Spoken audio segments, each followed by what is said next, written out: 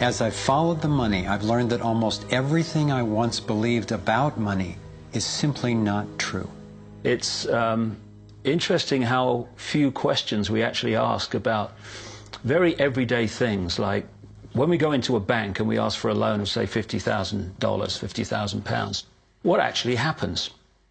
You see, most people live their lives based on a kind of vague image of what happens. What actually happens is you ask for £50,000, they type into your account £50,000. That's all they do. They don't mint any coins, they don't print any money, they don't move any precious metal anywhere. They just put £50,000 into your account on a computer screen. From that moment, you start paying interest on money that has never, does not, and will never exist. It turns out that banks actually have about 9 times as much money loaned out as they have on reserve in their vaults.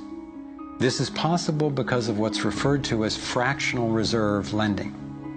The way it works is that the Federal Reserve, or the central bank in any country, is legally allowed to determine the amount a bank must have on reserve.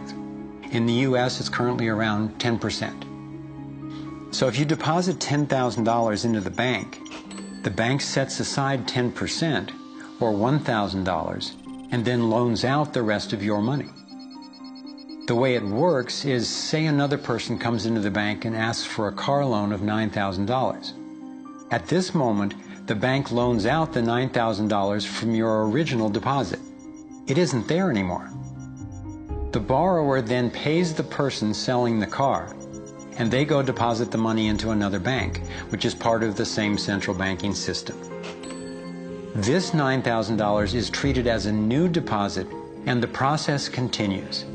The money gets redeposited and reloaned until the initial deposit of $10,000 becomes $100,000. The banking system just created $90,000 by loaning out your money.